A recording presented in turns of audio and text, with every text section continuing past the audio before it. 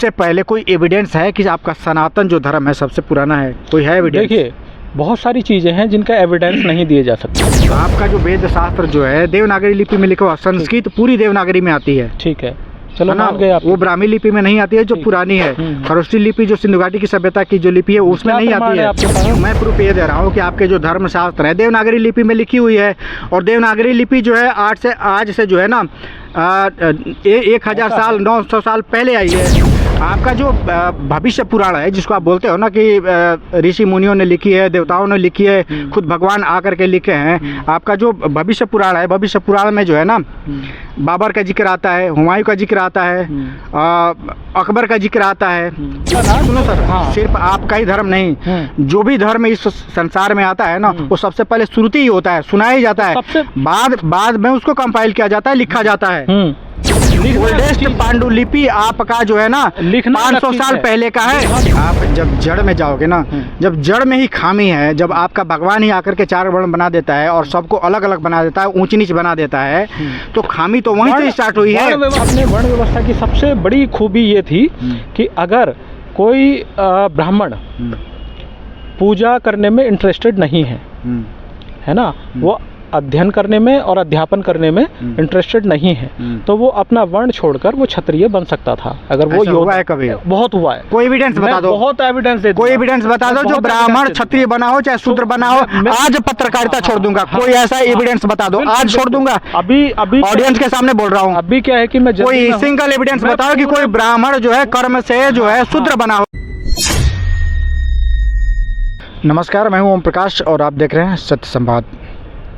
हमारे साथ में विशाल हिंदू सेना के राष्ट्रीय प्रवक्ता श्री द्रोणा जी, हृदय द्रोणा जी हैं। इनसे हम बात करने की कोशिश करते हैं। इसके पहले ऑफ कैमरा हम लोग बात कर रहे थे, तो बात ये चल रही थी कि जो इनका जो सनातन धर्म है, ये कह रहे थे कि सनातन धर्म जो है हमारा सबसे पुराना धर्म है, सबसे पुराना, यही कह रहे थे ना? तो सनातन धर्म सबसे पुराना धर्म है और ये ग्लोबली है, विश्वव्यापी है। सबसे पहले मैं आपसे पूछना चाहता हूँ कि सनातन तो कोई धर्म है नहीं, सनातन ही धर्म है, सनातन ही धर्म है। बाकी आपने मोदी जी की वीडियो देखी होगी, उन्होंने भी कहा है कि हिंदू तो कोई धर्म नहीं होता है, जो धर्म है हमारा सत्य सनातन धर्म है। अच्छा, हिंदू कोई धर्म नहीं, ये बात आप मानते हो? मैं क्या, पूरा देश मानता है, पूरा लोग मानते हैं, तो मैं भी मानता हूँ। और मोदी जी ने खुद अपनी वीडियो में ये चीज़ कही है, बाकी और भी कई विद्वानों ने कही है कि हिंदू कोई धर्म नहीं होता है, जो धर्म का नाम है वो सत्य सनातन धर्म है। अच्छा। और सत्य सनातन धर्म ही सत्य है और बाकी सब असत्य है, बाकी सब असत्य है। ये आपका जो सनातन धर्म है कब आया? सत्य सनातन धर्म वो अनंत है। आपके वेद पुराण कब आए? देखिए, हुआ क्या कि ये इतने प्राचीन हैं कि बहुत प्राचीन है, मतलब इनकी डेट बताना मुश्किल है, क्योंकि बाद में फिर जो साहित्य है उसके साथ छेड़छाड़ भी हुई है, तो वो अलग अलग मान्यताएं हैं और अलग अलग है। ये मैं आपको बताऊं, मैं थोड़ा सा चर्चा करना चाहता हूं क्योंकि ये बहुत सेंसिटिव मामला है। इसको यूं ही हम कह देते हैं कि करोड़ों साल अरबों साल पुराना है, लेकिन ऐसी बात नहीं है। मैं आपसे पूछना चाहता हूं कि आपका जो वेद है किस भाषा में है? वेद संस्कृत में है। संस्कृत में? संस्कृत किस लिपि में है? क्लासिकल संस्कृत में है। वो लिपि कौन सी है? अरे भाई, आप इस तरह के सवाल क्यों कर रहे हो? पहली बात तो आप धर्म पे सवाल ही गलत उठा रहे हो। सुन लो, नहीं, हम जब किसी के तह में जाते हैं ना, तो पूरा खंगालते हैं। हाँ। आपका जो संस्कृत है, चाहे भारत का कोई भी लैंग्वेज है, वो किस लिपि में है? देवनागरी में है ना? देखिए, मैं संस्कृत का टीचर नहीं हूँ, है ना सर, तो इतना तो आपको मालूम है ना कि वो कौन सी लिपि में लिखा गया है, इतना तो मालूम होगा। चलिए, देवनागरी लिपि में है तो है ना? क्या बताइए, क्या कहना चाहते हैं? आपका जो वेद शास्त्र जो है देवनागरी लिपि में लिखा हुआ, संस्कृत पूरी देवनागरी में आती है। ठीक है, चलो मान गए आप। वो ब्राह्मी लिपि में नहीं आती है जो पुरानी है। खरोष्टी लिपि जो सिंधु घाटी की सभ्यता की जो लिपि है उसमें नहीं आती है। आपके पास क्या प्रमाण है? आपके पास आप पढ़े लिखो की तरह बात करो ना यार। प्रमाण है आपके पास? देवनागरी लिपि कभी जानते नहीं पढ़ा है आपने? देवनागरी नहीं, अभी संस्कृत है, हिंदी है, चाहे भारत की जो भी भाषाएं हैं, देवनागरी लिपि में। आप मेरे धर्म का मेरे से प्रमाण मांग रहे थे, तो इसलिए मैं भी आपसे प्रमाण की बात कर रहा हूँ, पत्रकार महोदय। अच्छा, अब हिस्ट्री की किताब कितनी बार लिखी गई आपको पता है? हिस्ट्री किताब हाँ कितनी बार लिखी गई? हिस्ट्री को जब मुगल आए तब बदल दी गई, जब अंग्रेज आए तब बदल दी गई। जब बात यहाँ हो रही है, जब बात अभी खुरपी की हो रही है, तो हंसुआ का गीत अभी मत गाइए। नहीं, हम हंसुआ पर भी चलेंगे, पहले खुरपी का समस्या सॉल्व बोल रहे हैं तो आपको ये सच नहीं है ना। ये तो ये है कि इस डाल पर से कूद कर उस डाल पर पहुंचे। आप क्या सोच के सनातन धर्म पे सवाल उठा रहे हो? हम ये कह रहे हैं, सवाल इसलिए उठा रहे हैं कि जब देवनागरी लिपि में आपका जो है वेद शास्त्र लिखे हुए हैं, और देवनागरी लिपि जो है 9वीं सदी से 11वीं सदी तक इसके बीच में आई है, तो निश्चित रूप से आपका 1000 साल के अंदर अंदर आपका जो वेद है, शास्त्र है, वो सब लिखा हुआ है। देखिए, लिपि कब आई और कब किताबों में क्या लिखा गया वो बात अलग है, लेकिन हमारा सत्य सनातन धर्म सबसे पुराना है। और इस कहने से नहीं होगा, आपका जो सही होगा, आपके सेंट्रल गवर्नमेंट, सेंट्रल जो गवर्नमेंट है आपका जो है ना, धर्म पे ना तो गवर्नमेंट छेड़छाड़ कर सकती है, ना ही आप। हमारी बात आप सुनेंगे? छेड़छाड़ आप मत करिएगा, हम लोग छेड़छाड़ करते हैं, क्योंकि जो पाखंड जो फैलाता है ना, तो उसका हम लोग विरोध भी करते हैं। क्या पाखंड है? और मैं बता देता हूँ कि जिसको आप करोड़ों साल कहते हो ना, वो देवनागरी लिपि में है। और देवनागरी लिपि जो है, आप कह रहे हो कि सनातन धर्म पुराना नहीं है, ये कहना चाह रहे हो आप?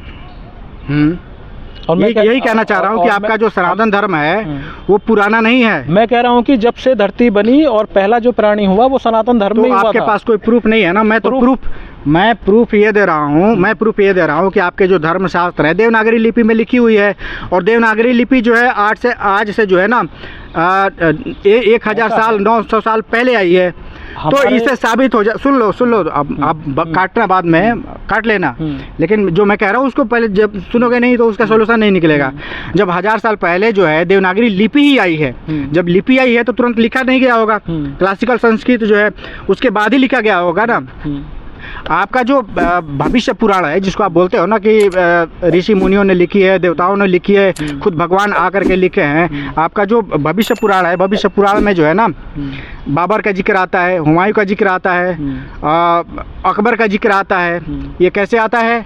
इसका मतलब ये हुआ कि ये जो है ना 15वीं सदी के बाद जो है ये आपके भविष्य पुराण और धर्मशास्त्र जो है ये लिखे गए हैं। ये जो आक्रमणकारी है, हाँ, इन्होंने, मैंने पहले ही बताया, इन्होंने जो हमारी किताबों के साथ छेड़छाड़ की है और उसमें अपने नाम डाल दिए। छेड़छाड़ करी है? ये जो अरबी पढ़ने वाला संस्कृत पढ़ लेंगे। वेद धर्म का, एक बात बताओ, संस्कृत कौन पढ़ता था पहले?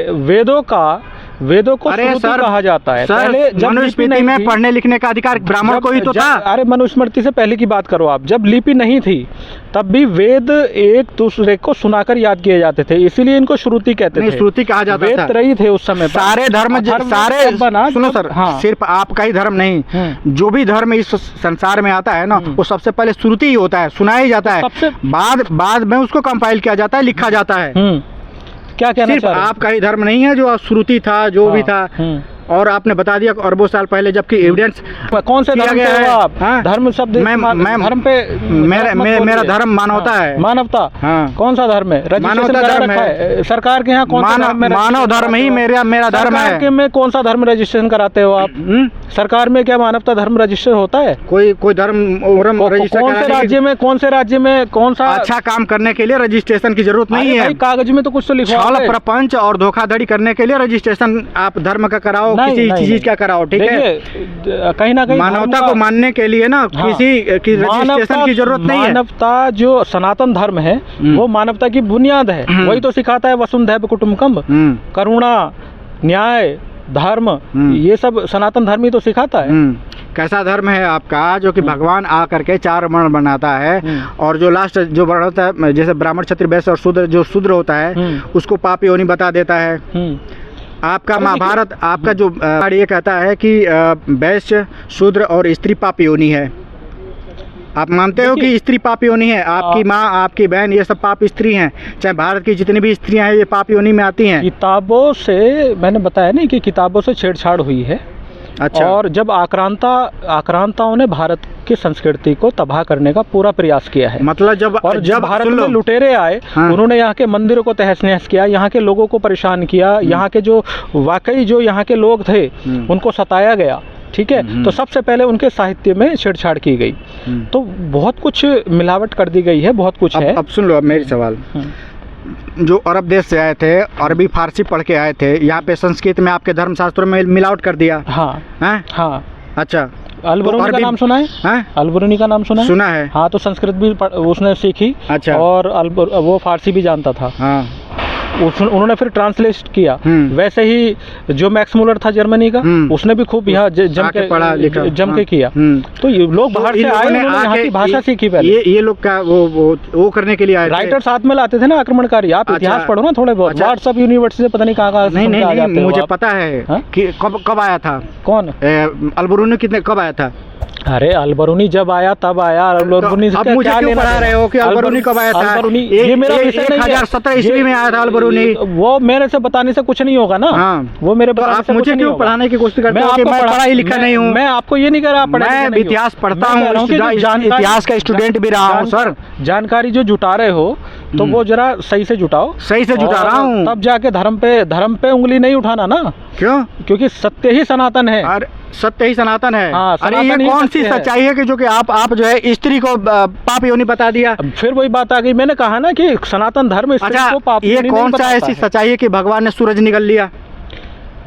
देखिए, ये मान्यताएं होती हैं क्या ना, ये हर धर्म में। अरे तो ये झूठ है ना मान्यताएं। हर धर्म में को मानो कि मान्यता झूठ है। देखिए नहीं, आप मान्यताओं को झूठ नहीं, आपकी मान्यताएं कुछ और हो सकती हैं, मेरी मान्यताएं कुछ और हो सकती हैं। ठीक है। आप ये मानते हो कि ईसाई धर्म का नाम ये बात आप मानते हो कि ईसाई धर्म का नाम सुना है? सूरज को हनुमान ने निगल लिया था, आप ये बात ईसाई धर्म का नाम सुना है? ईसाई धर्म का मैं क्या पूछ रहा हूँ? मैं जो पूछ रहा हूँ उसको आप जवाब दोगे आप? नहीं, मैं जो उसी जवाब पे आ रहा हूँ। ईसाई धर्म का नाम सुना है? अब मैं आपसे आप जो पखंड फैला रहे हो उसके बारे में पूछ रहे हो, तो आप चले गए ईसाई पे, चले जाओगे मुस्लिम धर्म पे, चले जाओगे बुद्ध धर्म पे। मैं आपकी बात कर रहा हूँ, आप कहोगे कि प्रधानमंत्री की बात, प्रधानमंत्री का नाम सुना है? प्रधानमंत्री तो ऐसे घोड़ी पे चढ़ते हैं। वो मान्यताएं हैं। मैं बात कर रहा हूँ आप, वो मान्यताएं हैं, है ना। तो जो मान्यताएं हैं वो मानने के लिए लोग स्वतंत्र हैं। नहीं, आप मानते हो, आप ही मानो ना। ये पाखंड क्यों फैलाते हो कि भगवान ने हनुमान ने सूरज निकल लिया था? अगर किसी बुजुर्ग की तस्वीर में मुझे भगवान दिखाई देते हैं तो आप कहोगे तुम्हें कागज के टुकड़े में भगवान दिखाई दे रहे हैं। भाई वो मेरे वंश के किसी बुजुर्ग की तस्वीर है, तो मैं तो उसको भगवान भी मानूंगा। शास्त्र, धर्मशास्त्र कौन लिखते थे? धर्मशास्त्र राइटर लिखते थे। कौन राइटर थे? लेखक लिखते थे। लेखक कौन होते थे? कोई भी हो सकता है। अरे कोई भी, महिला भी हो सकती है, पुरुष भी हो सकता है। कौन क्या पूछना चाह रहे हो आप? मैं ये पूछ रहा हूँ कि आपके जो धर्मशास्त्र जो लिखने वाले लोग कौन थे? कौन मतलब या तो महिला थी या पुरुष थे, दोनों ही थे। अरे वर्ण कौन से थे? अरे वर्ण में विश्वास ही नहीं करते ना हम, तो इंसानियत में विश्वास करते हैं। सनातन को समझो। सनातन आप जाति पे वर्ण पे विश्वास नहीं करते हो?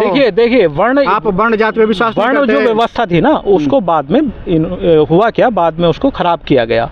वर्ण व्यवस्था ये थी, करने वाले आप ही लोग, व्यवस्था ये थी, पढ़ने वाले आप ही लोग हैं। किसी को पढ़ने का अधिकार नहीं देते थे। ने किया। और आप जो परोसा जा रहा है लोगों के सामने। सुनो सर, आप लोगों ने पढ़ने लिखने का अधिकार नहीं दिया किसी को। शूद्र को पढ़ने लिखने का अधिकार ही नहीं था, जो है पैसा रुपया रखने का अधिकार नहीं था। ठीक है, आपकी मनुस्मृति ये कहती है शूद्र का एक ही काम था कि तीनों वर्णों की निस्वार्थ रूप से सेवा करना, यही एक काम था। मैंने बताया। तो लिखने वाले, मिलावटी करने वाले कौन लोग हैं? आज जो है समाज पढ़ने लगा आपसे, आपके धर्मशास्त्र परोसा जा रहा है। सर, आपके धर्मशास्त्र पे सवाल करने लगा तो आप कहने लगे उसको छुपाने के लिए अब मिलावट कर दिया। नहीं, आक्रांताओं ने आके मिलावट कर दिया। हाँ, देखिए कई तरह के। अरे आक्रांता जो है वो संस्कृत पढ़े हुए थे, उनके साथ राइटर भी आते थे, विद्वान भी आते थे। मतलब एक वो अभी भी जब आप मानते हो कि एक आकर के अभी भी कोई नेता हमारे देश के या किसी भी देश के आते हैं तो वो ट्रांसलेटर लेके जाते हैं अपना। अच्छा। जो एक व्यक्ति होता है। तो ये व्यवस्था थी। गोरखपुर पब्लिकेशन उसको क्यों छाप के बेचता है? देखिए ऑथेंटिक होता है, धीरे मानते हो ना? धीरे धीरे सुधार हो रहा है, हर दिन सुधार हो रहा है, लोगों में जागृति आ रही है, एजुकेशन आगे बढ़ रही है और चीज़ें बदल रही हैं, है ना। और ये जो बीच में गड़बड़ की गई है तो इसको धीरे धीरे समाज सुधार रहा है, ऐसी बात नहीं। समाज सुधारकों का यही काम है। आपने आर्य समाज के जो प्रवर्तक हैं महर्षि दयानंद सरस्वती जी का नाम सुना होगा। वो ब्राह्मण थे लेकिन सबके लिए लड़े वो, है ना। उनकी एक मान्यता थी कि मूर्ति पूजा नहीं करनी चाहिए। ठीक है, उन्होंने मूर्ति पूजा का भरसक विरोध किया, लेकिन सनातन धर्म का विरोध नहीं किया उन्होंने। ठीक है। तो सनातन अति प्राचीन है, सनातन को समझना पड़ेगा। सनातन को ये जो यहाँ सिस्टम चल रहा है, ये जो बिजनेस चल रहा है, जो धर्म को धंधा बना रखा है, ये सनातन नहीं है। सनातन मैं ये कहता हूँ कि आप जब जड़ में जाओगे ना, जब जड़ में ही खामी है, जब आपका भगवान ही आकर के 4 वर्ण बना देता है और सबको अलग अलग बना देता है, ऊंच नीच बना देता है, तो खामी तो वहीं से स्टार्ट हुई है। वर्ण व्यवस्था में ऊंच नीच कहाँ आ गई? वर्ण व्यवस्था में ऊंच नीच सर्वोपरि कौन सा है वर्ण में? कोई सर्वोपरि नहीं है।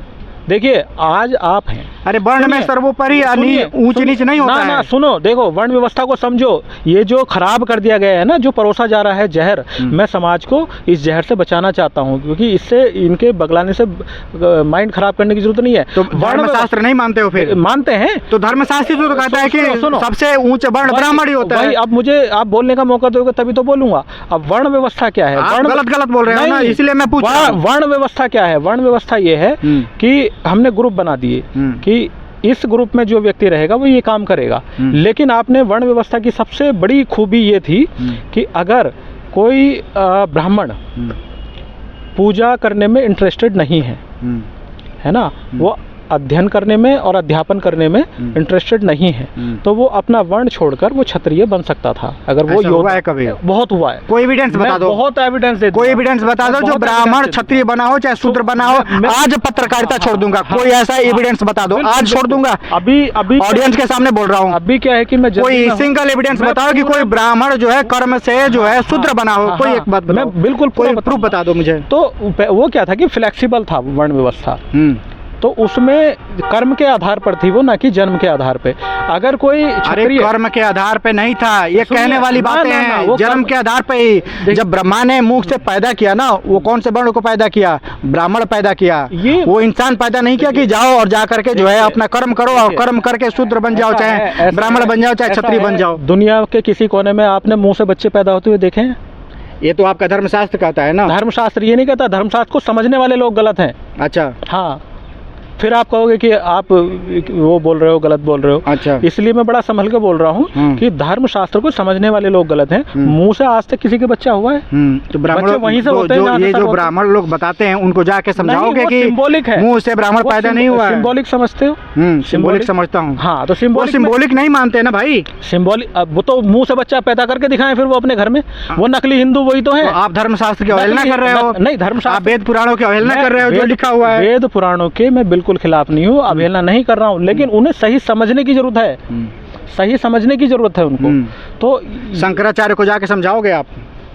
शंकराचार्य जी जो हमारे, आपकी बात कौन मानेगा? जो हमारे 4 शंकराचार्य जी हैं वो इस चीज़ को जानते हैं और वो कभी बेहुदा बयान नहीं देते हैं। ये तो जो बीजेपी के कुछ चिल्लर खटमल है ना, वो उल्टा सीधा बोलते रहते हैं। आपका कुछ लाल पीले भी आपके शंकराचार्य ये कहता है कि मंदिर में जो है शूद्र का आना वर्जित है। शूद्र है कौन? शूद्र है कौन? अब शंकराचार्य से पूछो ना कौन शूद्र है।